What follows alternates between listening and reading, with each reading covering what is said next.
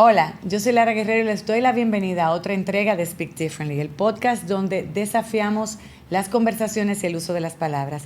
Exploramos las vidas interesantes de aquellas personas que desafían los esquemas y los entornos, transforman sus ambientes y nos inspiran a hablar diferente. El espacio donde la autenticidad y la resiliencia son nuestras melodías favoritas. Y la verdad es que hoy me complace compartir micrófono con una persona que asiste a otros a transformar los entornos. ¿Qué hace una persona que decide exponerse, sacrificarse y entregarse para hacer cambios en la sociedad? Hoy conversamos con Federico Roa, que es consultor político y estratega de líderes que no solamente quieren ganar elecciones, sino que quieren transformar y cambiar las realidades. Desde su trabajo con gobiernos, con políticos, candidatos y líderes influyentes, Federico ha sido testigo del gran poder de lo que es la voluntad del ser humano y sobre todo conoce lo más crudo, lo más bueno y no lo tan agradable del poder. Pero más allá del discurso, él apuesta a algo distinto, a tener líderes valientes, esforzados, comprometidos y auténticos con transformar la realidad del país. Hoy vamos a hablar un poquito y vamos a creer otra vez en lo que es una política digna y a conocer si hay algunos que de verdad están trabajando en ello. Acompáñenme a conversar con Federico. Bienvenido, Federico. Gracias, Lara, por invitarme a tu podcast. Qué placer tenerte aquí, un tema bastante importante.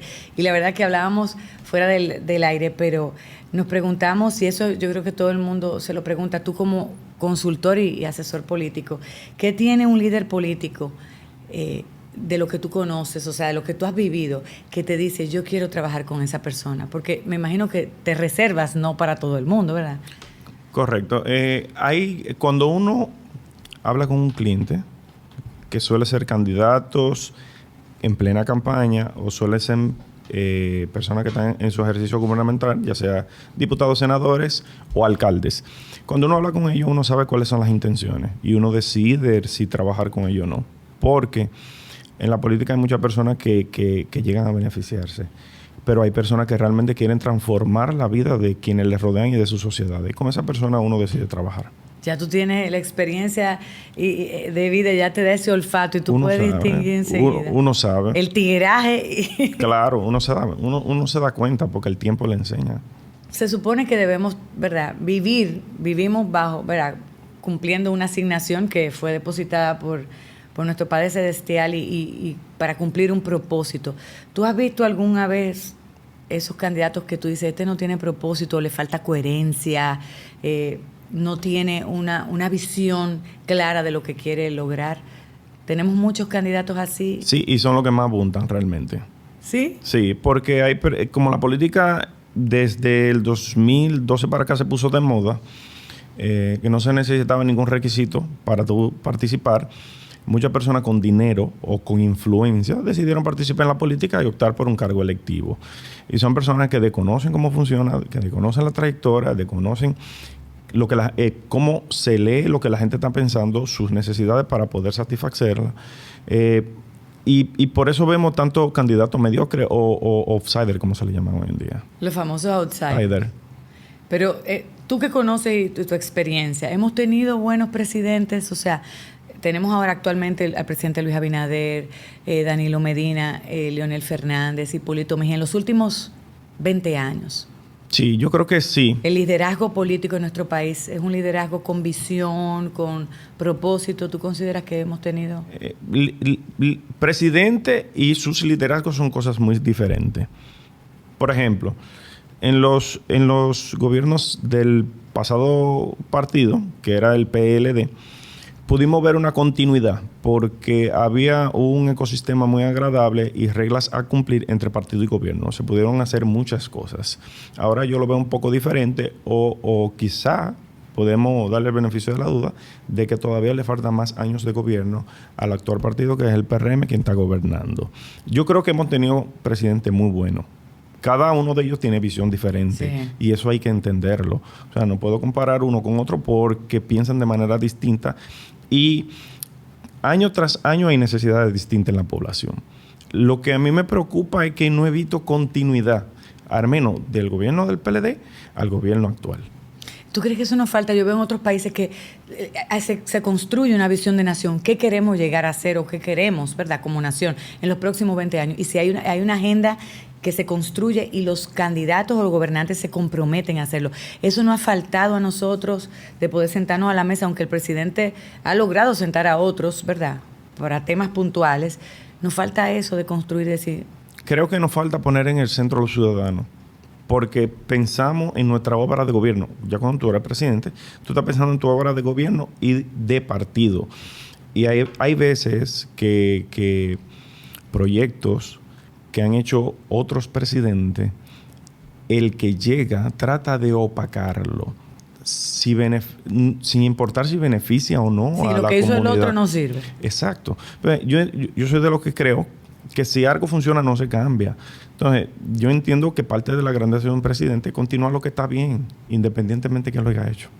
Pero eso es difícil. Eso nos dejamos dominar del orgullo, del ego. Pensamos, eso pasa mucho en todas las esferas, no solamente en política. ¿Cómo tú le cambias esa mentalidad a ese líder? ¿Tú crees que el entorno influye mucho? Claro que sí.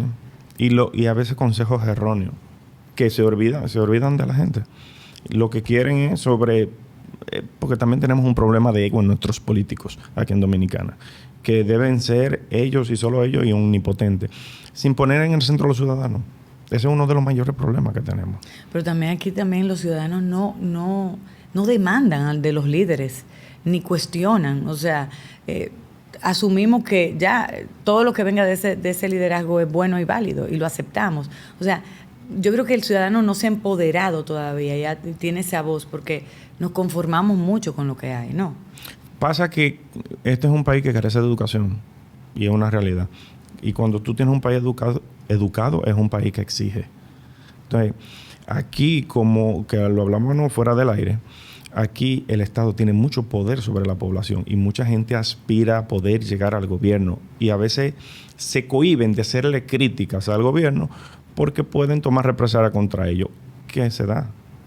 Tú, por ejemplo, en este podcast, tú acabas con un ministro y es seguro que los seguidores te van a acabar y te van a cerrar muchas puertas. En este país se da eso. Pero no serán eso. También utilizan los políticos unas artimañas de tener su finca de bots y de ¿verdad? Hay que tenerla. Hay que tenerla. Hay que tenerla. ¿Por qué, porque Federico? Tienes que tener quien te defienda. Porque hay veces que las buenas acciones no son visibles. Tú tienes que ayudar a buscar gente que te ayude a potencializar esas acciones que tú tomaste como incumbente para que la demás la gente lo vea. Entonces, como actuamos como rebaño, cuando mucha gente dice que algo está bien, la gente lo repite y termina creyéndolo. O sea, que construyendo narrativas a veces que son... Bueno, pueden ser erróneas porque, es como te explico, nosotros trabajamos la consultoría, realmente lo que somos es manipuladores, pero la manipulación no siempre es mala, porque yo te puedo manipular a que tú uses siempre el cinturón de seguridad. Eso es una manipulación buena. Pasa lo mismo con las acciones que llevan los políticos en los ministerios, o los directores, o los presidentes. Si hicieron algo bien, hay que darlo a conocer. Ahora, claro, lo que no se comunica no existe. Naturalmente. Ahora, no es ético que tú arremetas contra personas que te están criticando por algo mal que tú hiciste. Ahí la manipulación no es ética. Pero, ¿por qué es tan difícil para los líderes políticos, ya sea ocupando, no solamente funcionarios, líderes políticos, hablar desde la verdad, desde la vulnerabilidad, decir me equivoqué? Eso es imposible ponerlo en la boca de un... Lo hacen por desconocimiento, porque cuando se presentan las crisis, la verdad es lo que funciona. La verdad es lo que funciona, porque ya tenemos una población muy informada. Y si tú dices una mentira, la gente lo va a saber. Y eso te afecta tu camino, porque tú no terminas siendo coherente. Porque antes de llegar a cualquier puesto, todos decimos que somos los más serios, que somos los más coherentes. Entonces, yo entiendo que desde el cargo, eso hay que practicarlo. Pero tú acabas de decir, antes de llegar al puesto, dice el refrán famoso, cobita nueva barre bien, y dale un carguito a fulanito. Para saber quién es. Uno ve transformaciones, a veces no son tan buenas, que tú ves, llega al poder y cambian totalmente. ¿A qué se debe eso? O sea, tú ves personas que tú las conocías y eran tan diferentes y cuando les otorgan o tienen una posición de poder, se convierten en otras personas. Es por el entorno, Lara. Es que el entorno, cuando tú tienes alrededor de ti yes men, aduladores ahí todo el tiempo. Tú dejas de ver la realidad. Tú tienes que tener profesionales que con criterio preparado y que te hablen con números y que te digan realmente cómo va la cosa, si va bien o va mal. Que en esa parte, yo sí se la puedo dar al presidente. El presidente, independientemente de así, es un tipo bien aterrizado. ¿Sí? Sí. Se lleva de lo que... Bueno, dicen que el gobierno mucho mide todo en redes y que es un gobierno de percepción. Pero Luis escucha. ¿Sí? Luis escucha. Y cuando tú ves que un presidente como él, que tiene el poder legislativo, el poder ejecutivo, el poder judicial, y aún así decide no aspirar, es porque es un tipo que está bien aterrizado. Que comunique no de manera tan efectiva es otra cosa, pero él está aterrizado. Tiene una visión y un compromiso. Sí. Pero muchas veces, la verdad es que la población se frustra y se decepciona. Porque ponemos mucho, ¿verdad? Endiosamos muchas veces a candidatos por falsas promesas y eso. ¿Tú crees que ya hemos evolucionado como sociedad de eso, de esas promesas que nos llenaban de promesas y al final ya no votamos por eso, sino votamos más a conciencia o todavía no? Tú hablas de ignorancia. ¿Todavía le funciona eso a los candidatos, esos discursos llenos de promesas que tú sabes que no vas a lograr? Los discursos hay que tenerlos, la retórica hay que tenerla y crearla. Y debe ser siempre con la verdad y con metas alcanzables de lo que tú prometes. Porque vemos ahora que le están sacando todos los paños sucios otra vez a todito. Tú dijiste esto en tal sitio. Sí, porque ellos hablaron, los funcionarios de este gobierno hablaron en aquel momento desde la oposición. No es lo mismo cuando tú estás en el cargo y cuando tienes un presupuesto limitado y cuando tú entiendes realmente cómo funciona la cosa pública. Pasa que yo creo que nada más en el distrito, Lara, es que en el Distrito Nacional es que realmente un candidato gana con propuesta. ¿Solamente aquí? Sí, creo que sí. ¿Y entonces en el resto del país cómo? Con presupuesto. ¿Cómo? ¿Cómo así? Sí, con presupuesto. O sea, papeleta limpia. Naturalmente. Al menos eso fue lo que se vio en las últimas elecciones que hemos tenido. O sea que si yo quiero ser diputado, yo necesito contar con un presupuesto. Por ejemplo, un diputado de... ¿De qué? Dajabón. De Dajabón. Sí, tú tienes que tener de 50 a 60 millones de pesos. ¿En Dajabón? Sí. ¿Pero con cuánto se gana en Dajabón? ¿Como con 3,000, 5,000 votos o qué? No podría darte los números porque tengo que ver la cantidad de electores que tienen de momento, pero eso es lo que tú tienes que buscar más o menos en una provincia. ¿Y no importa la provincia o dependiendo de la provincia varía el presupuesto? Sí, dependiendo de la cantidad de electores. ¡Wow! O sea que para llegar allá se necesitan. Sí. Y por eso es que muchos... Entonces, tú puedes ser un candidato muy bueno, tú puedes tener propuestas muy buenas, tener un compromiso con la gente, ser creíble y coherente, pero si tú no tienes presupuesto es muy difícil. No es que es imposible, pero es muy difícil. Ahora mismo en el panorama hablábamos fuera del aire, yo creo que tenemos buenos candidatos, vemos gente joven involucrándose en la política. Y eso está bien. Sí, eso es buenísimo, porque eso hay un refrescamiento, una nueva visión. La juventud es atrevida y tiene, ¿verdad? Asume riesgos que muchas veces ya a una edad como la nuestra, ¿verdad? Es más difícil, uno es como más temeroso.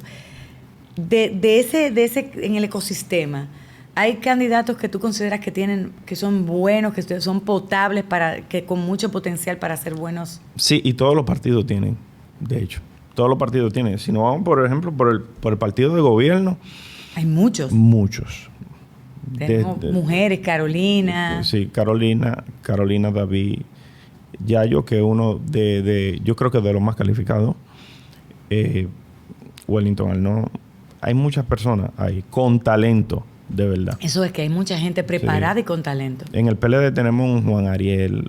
Tenemos, mira, un tipo que entiendo que lo está haciendo bien. Es Charlie Mariotti, hijo. Lo está haciendo bien. Sí. Priscila de Olio. Hay un sinnúmero de personas ahí muy valiosas y muy preparadas. Pujols, que es el secretario general. Un tipo brillante. Johnny. Sí. Tiene años construyendo y trabajando. Eso es bueno porque antes como que había una resistencia, ¿verdad? Los relevos, ¿verdad? Nos apegamos tanto al poder que nos soltamos. O ya estamos pasando esa etapa. Es que es que es algo que se viene dando no solamente en República Dominicana, sino en la región. Cuando tú analizas los demás países de la región, desde un Gabriel Boric en Chile, un Nayib Bukele, o sea, son presidentes que han sido muy disruptivos. Está de moda y hay que adaptarse a los tiempos. En México, la presidenta que ganó, sí, porque Manuel López Obrador no fue un presidente malo realmente, de mi perspectiva. No fue un presidente malo. Y su partido, Morena, logró ser coherente y la gente creyó en ella. ¿Qué candidato a ti te gustaría asesorar ahora mismo? Que tú ves, nómbrame 3 para no ponerte uno, para que no digan. No, es que no te puedo decir que me gustaría. O que tú le ves potencial. Porque hay retos, Federico, hay retos. Tú dices que este proyecto vale la pena. No, mira, yo entiendo que, en el partido de gobierno, lo que Carolina, Wellington, ellos, David, en la Fuerza del Pueblo, Omar, muy brillante, además ha hecho una campaña y una narrativa muy bonita, la gente se identifica mucho con él. No tiene nada de sombras. No, y en el PLD está Juan Ariel, Johnny Pujols, y hay un sinnúmero de gente muy talentosa que yo me alegro de que lo estén haciendo bien. Y que por primera vez, aparte del partido de gobierno, la oposición con sus precandidatos, ellos veo que no llevan prisa. ¿Tú crees que el país está listo para una mujer que gobierne? Sin duda alguna. ¿Sí? Sí. Todavía no somos, o sea, ya hemos superado esos machismos y eso. Sí, estamos listos. Te diré por qué. Si nos vamos a números, cuando Danilo era presidente, cada vez que medían a Margarita como precandidata, estaban los números de ella por encima del mismo presidente y de Leonel Fernández. Que ella no llegó en ese momento fue por las coyunturas que se dieron. Pero esas estadísticas demostraron que sí el país está preparado. Las mujeres somos más cercanas, ¿tú crees que más humanas, más... Así mismo como ese rol de madre, de protección, ¿tú crees que eso... No, porque para ser presidente deben ser cualidades más allá que esa. Esas cualidades que tú mencionas debe tenerla todo el mundo, pero deben ser presidentes que conozcan a su país, que conozcan a la gente, que conozcan los problemas de la gente y que conozcan el potencial que tiene Dominicana para solucionar esos problemas. Que tenga convicción y que sea coherente. Y yo creo que, por ejemplo, ahora Carolina tiene esas condiciones. Yo no digo que ella vaya a ser la candidata ni que vaya a ganar, pero ella tiene las condiciones. Ser candidato en este país exige mucho sacrificio.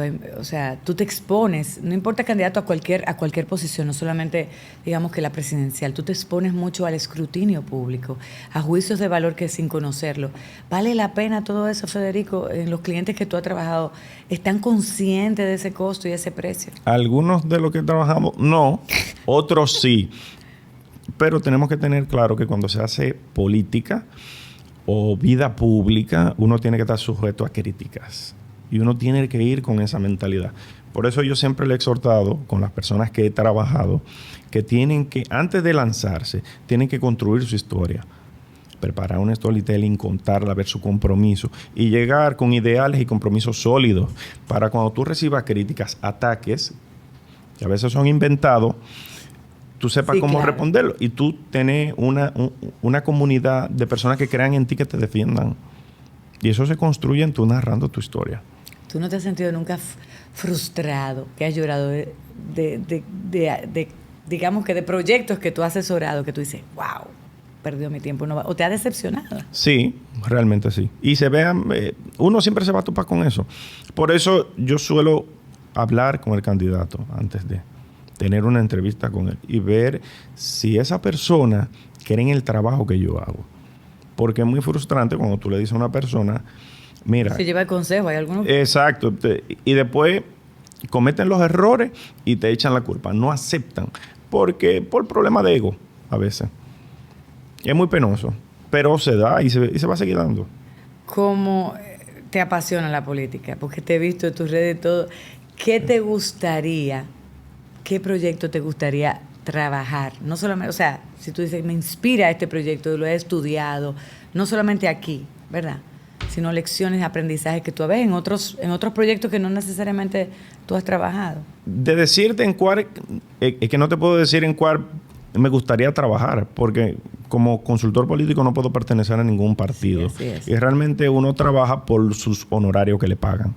Entonces, Y a veces no entienden eso los candidatos. No, que tú tienes que estar bandereando en la... ¿Verdad? No, exacto. Y porque uno trabaja siempre tras bambalinas, porque la figura central, el superhéroe, es el candidato. Y eso hay que entenderlo. Y cada consultor o profesional de la comunicación que pertenece a cualquier equipo debe entender eso. También para evitarse confrontaciones a lo interno del proyecto del candidato. Al menos con la gente cercana y con su familia, que siempre son los que quieren buscar protagonismo. Pero no te puedo decir con fulano porque yo tengo clientes en todos los partidos. ¿Te frustra eso que tú tienes que lidiar con tantos egos dentro de esos círculos? Eso, o sea, ser asesor a veces te toca batallar, la batalla a veces adentro, cuando el enemigo está afuera, ¿sí o no? Sí, yo entiendo, yo soy de los que te aconsejo. Si un familiar del candidato o cercano al candidato entienden que yo le estoy quitando protagonismo, yo lo dejo, que entienda. Pues el candidato debe entender el rol que yo juego y preguntarme a mí y dejarse asesorar de mí. Yo no busco protagonismo, o al menos ningún consultor puede buscar protagonismo. Sino debe respetar su espacio, darlo a respetar, que la gente entienda. Pero es que a veces los candidatos están escuchando múltiples voces. No, si tú perteneces a algún equipo y tú entiendes que no te están escuchando, no están haciendo lo que tú haces, aunque te paguen, yo me voy. Porque yo, primero, no puedo robarte, porque si tú me pagas, si yo trabajar, te estoy robando. Entonces yo prefiero retirarme. Eso debería ser lo correcto. Si tú fueras a dar un consejo como consultor político para a todos esos que tienen aspiraciones, no solamente a nivel presidencial, sino que quieren genuinamente servir al país, ¿cuáles son esos consejos que tú, para iniciar, tú darías? Que pongan en el centro a la gente. Tienen que poner en el centro a la gente, que vean cuáles son sus problemas y que si le van a dar soluciones, que sean soluciones reales, que se vayan a cumplir. Porque por eso es que los políticos vienen perdiendo fuerza, vienen perdiendo credibilidad, no solamente aquí, sino en América Latina entera y en el mundo, porque que hacen promesas que no cumplen.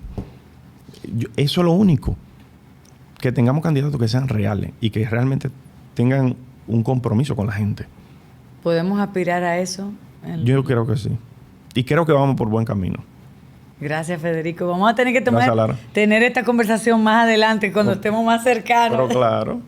Amigos, llegamos a otro final de esta conversación, porque la política, como decía Federico, es algo que nos apasiona a los dominicanos y permea en todas las áreas.